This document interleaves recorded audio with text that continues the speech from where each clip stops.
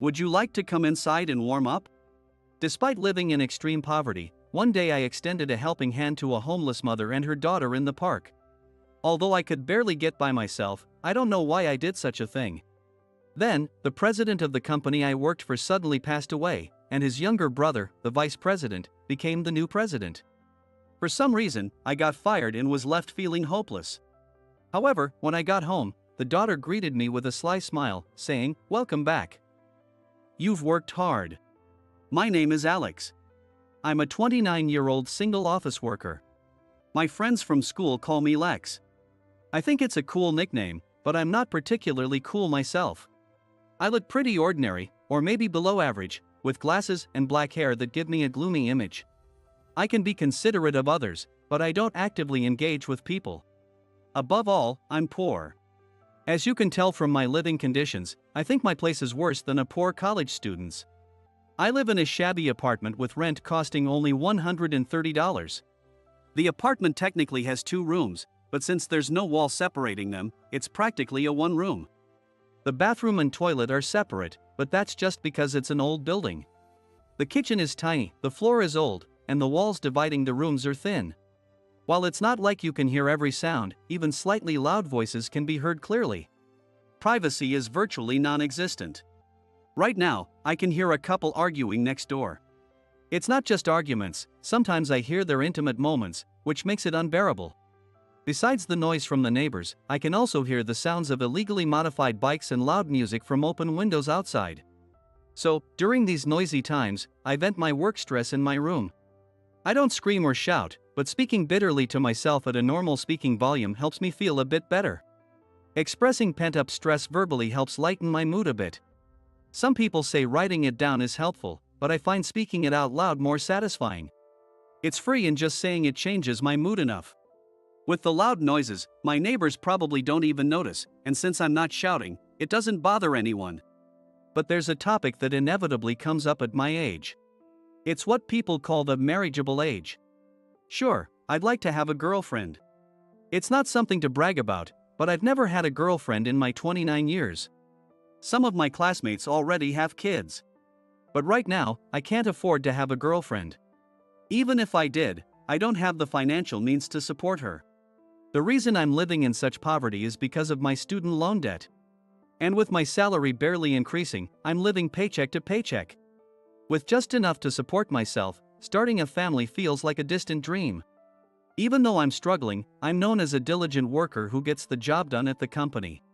One day, I arrived at work to find a group of employees talking. Wondering what was going on, my colleague James hurried over to me.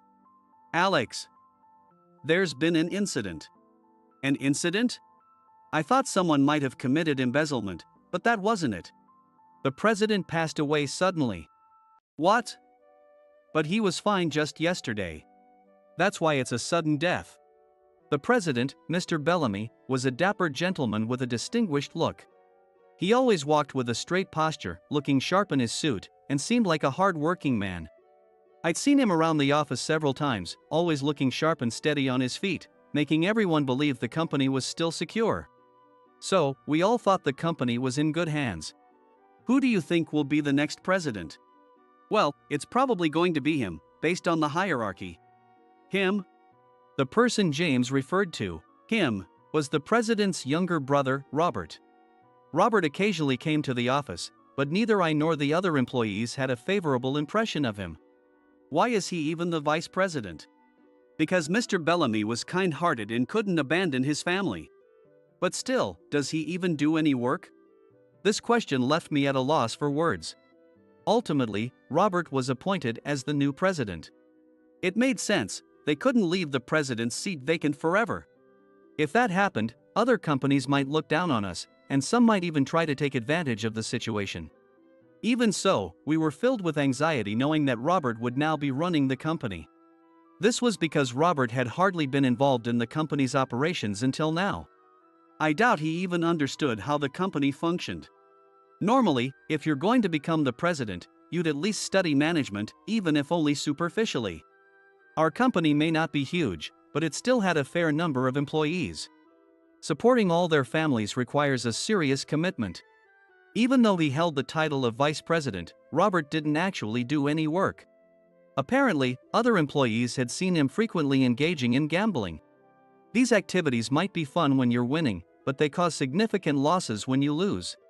And once you've experienced a big win, it's easy to fall into the trap of thinking, next time for sure, and keep pouring money in, ending up in a downward spiral. Knowing that Robert, who had been doing such things, was the new president made us very uneasy. But there were more reasons to be worried about Robert. Oh man, I'm only feeling dread. James? I mean, there are rumors he messed up at his previous company too. Messed up? You mean he had trouble with his boss? Exactly. This was a well-known story. Robert was known for his temper and had gotten into trouble with his boss at the company he worked for before this one. And this happened just 6 months after he joined. At first, I couldn't believe it. These days, people usually brace themselves to endure the first year at a new company. Quitting after just 6 months seemed incredibly selfish. And then Mr. Bellamy, who was kind, gave his poor brother the vice president's seat. But he probably tried to make him work, too. Even if he made him do vice president's work, it wouldn't have been much good. Yeah, true. I hope he becomes a bit more responsible now that he's president. James's hope was unlikely to come true. People don't change that easily. Up until now, Emma from accounting had been handling most of the company matters. Emma was well known but shrouded in mystery. None of us had ever seen her or knew what she looked like. However, it was also well known that the former president had immense trust in her. She was always holed up in the accounting room, practically a legendary figure we never saw. I had only ever spoken to her over the phone. With Robert taking over as president, I wondered what would happen to Emma, but there was nothing I could do as just an employee. However, my worries soon became reality. Robert's policies, announced during his first address as the new president, left us all in shock. I'm the new president, Robert. I don't know how my brother ran things, but now that I'm in charge, there will be no more leniency. Anyone who doesn't follow my policies will be fired without mercy. It was an arrogant and high-handed speech, and the longtime employees clicked their tongues and muttered things like, "Stupid brother." From now on, every morning meeting will include a numerical target. Anyone who doesn't meet it will face a pay cut. Work hard and be prepared. Although I didn't say it out loud, I screamed "what" in my mind. Setting goals is fine, but reducing pay for not meeting them is sheer tyranny. Listen up. Speed, judgment, and decisiveness are essential in work. Don't drag your feet and try to rack up overtime pay. That's easy for him to say, but there are often situations where overtime is unavoidable. That's just how the workplace is. But perhaps because he was clueless about actual work, Robert would yell at the top of his lungs if the work was even slightly delayed, making him unbelievably unreasonable. Because of this, my stress was building up every day, but I just endured it. That day, after working all day, I declined an invitation to a drink with my colleagues and headed straight to the cheap supermarket near my apartment. This supermarket always had great deals for the local poor students, but just before closing time, they added extra discount stickers. Perhaps it's the supermarket's way of ensuring they sell all their prepared foods by the end of the day. But I didn't hesitate to put several heavily discounted prepared meals into my basket. I also bought a salad marked down by 80% and left the store. Swinging the plastic bag I used as a reusable shopping bag that was about to get holes from overuse, I headed home. On the way back, my attention was drawn to 2 women huddled together on a bench in a small, dark park. At this late at night? If it had just been 2 women talking in the park, I would have ignored it. But something about them seemed off, so I stopped and stared at them. The 2 women looked like they were mother and daughter, judging by their similar faces. It was around 10 p.m. Moreover, they were very lightly dressed for this season and looked quite dirty. I slowly entered the park and pretended to buy a warm drink from the vending machine near them, listening to their conversation. "Mom, I'm cold." "It's okay. Just snuggle up closer." "Thanks, it's much better now." From that exchange, I was sure they were mother and daughter. The mother looked to be in her early 50s, and the daughter around 20. What happened to them? Their clothes are dirty, but they're wearing branded stuff. I recalled the morning weather forecast I saw on the news. They said it wouldn't rain, but it would get quite cold tonight. These two were complete strangers to me. No one would blame me if I walked away. But my sense of justice wouldn't let me ignore them now that I'd seen them. Still, I wasn't sure if it was okay to approach them. I didn't want to be mistaken for a criminal trying to take women to my place. But I couldn't just abandon them either. Oh well, here goes nothing. I made up my mind and approached the mother and daughter. Sorry, I'm not a suspicious person. I have no intention of doing anything to you.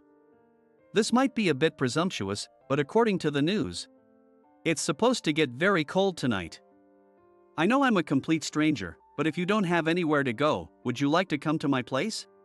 It's a shabby apartment, but at least you can warm up. What? All I can offer is a warm bath, but I promise I won't do anything. I swear. If you want, I'll even leave the room. I just don't think it's good for women to be out in the cold, so please, calm down. My words were becoming incoherent, and the woman had to calm me down. Right. Sorry. Why did you approach us? As you can see, we're homeless with nowhere to go.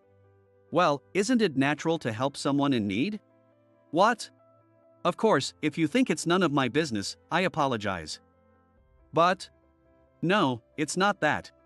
Then please, come with me. I can't offer much, but at least you can get warm. I desperately invited the mother and daughter to my shabby apartment. They seemed surprised by the place they were brought to, but I offered them the back room and let them use the bath. Since I didn't have any women's clothes, I gave them an old tracksuit from my school days. I've washed it, though it might smell a bit like mothballs. It's fine. You've already done so much for us. For food, all I have is instant noodles and some prepared meals. But that's your meal, isn't it? Yes, so let's share it. While waiting for the two of them to finish their bath, I heated up the prepared meals and made 2 packets of instant noodles, dividing them into bowls and plates. All the dishes in my poor bachelor's home were mismatched. It was a bit embarrassing, but there was nothing I could do. I was genuinely glad I had saved some unused spoons and forks. I'm sorry. I invited you so confidently, but this is all I can offer. No worries. We appreciate it. They shook their heads at my apology. Their kindness made me feel happy. After the 3 of us had our modest meal and finished eating, they introduced themselves. My name is Emma, and this is my daughter, Catherine. It's been a long time since we've had a warm bath and meal. I'm Alex. Alex, you're kind and full of justice, aren't you? Emma smiled as she said this. No, I'm just poor.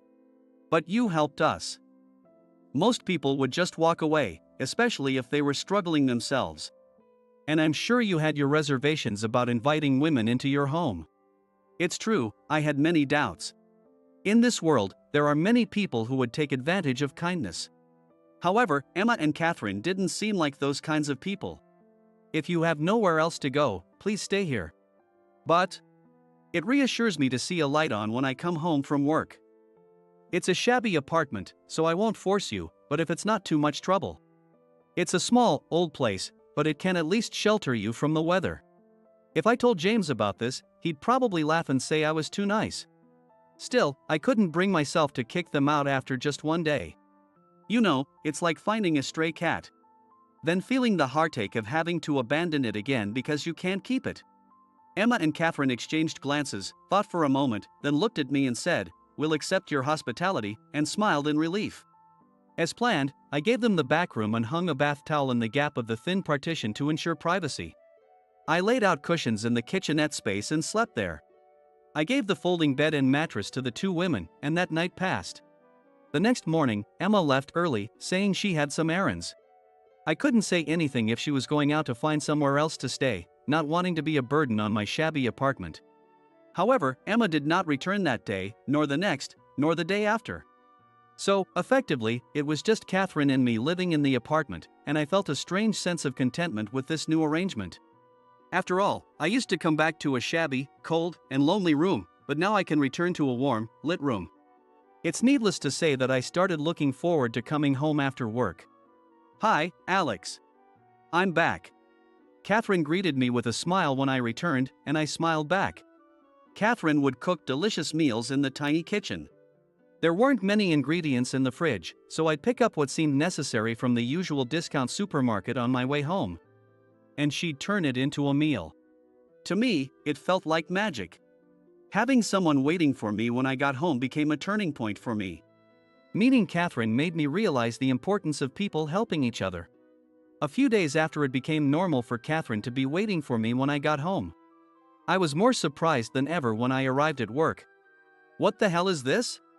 There was a piece of paper on my desk. No matter how many times I rubbed my eyes or washed my face, the words on it didn't change. It was a termination notice. No way. With Catherine now living with me, I needed to earn even more money, but if I got fired, we'd both end up homeless. Unable to accept this one-sided termination, I went straight to the president's office. I knocked twice loudly and opened the door without waiting for a response to find Robert sighing deeply. "Robert. It's you too. What a pain." "What?" I didn't understand his response, but I asked him about my purpose for being there. "Robert, what is the meaning of this?" "I don't know. But isn't this termination notice from you?" I slapped the termination notice on his desk, and Robert, looking annoyed, threw a few other termination notices onto his desk. "You're the fifth person today." "What?" "Yeah, 4 other employees have come barging in with termination notices like this. I don't remember issuing any of them." "Is that true? What good would it do me to lie?" Robert answered irritably, and I frowned. Firing me wouldn't benefit Robert. But then, who was issuing these termination notices to the employees? I had never caused any major problems, nor had I been hated or resented by anyone. "Well, this is real, though." "What?"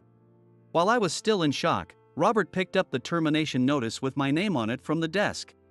And before I could stop him, he stamped it with his approval. "Wait, please." "No waiting. This is an official termination notice. Get your things and leave the company. Someone among the executives is probably culling the useless ones." With that, Robert shooed me out of the office like I was an animal. Returning to my desk, I saw that James also had a termination notice and was quite upset. However, since Robert became president, James had been considering a job change and saw this as a good opportunity, laughing about it. I envied James's optimistic personality as I packed up my desk.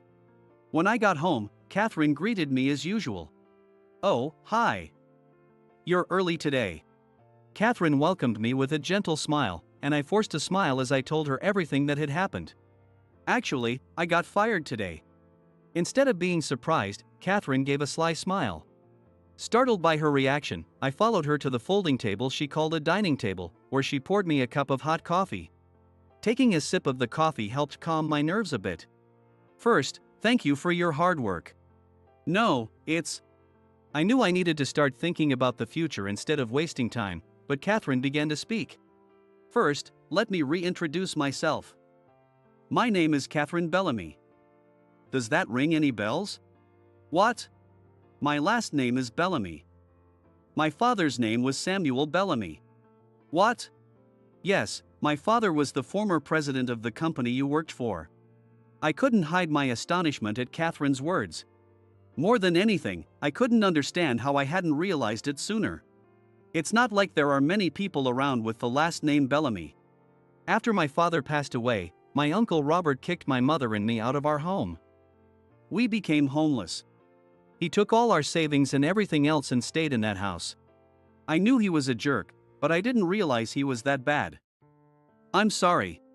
After all, Robert was still Catherine's uncle. Calling him a jerk repeatedly wouldn't make her feel good. It's fine. He is a jerk of the highest order. King of jerks. I couldn't help but chuckle at that remarkable evaluation. The day you found us, it had been a week since we were kicked out. We were really at our wits' end. That's why my mother and I feel a debt of gratitude to you that we can't hide.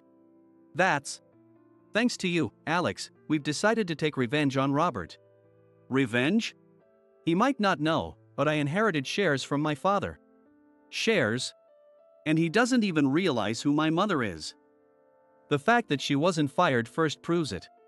I didn't fully understand what Catherine was saying. What did she mean by Emma being fired?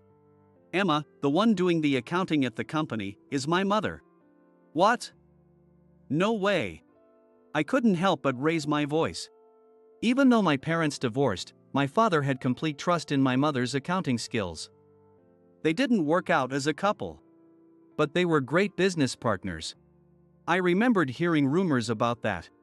Emma, who was trusted by Mr. Bellamy, was also highly regarded by the bosses.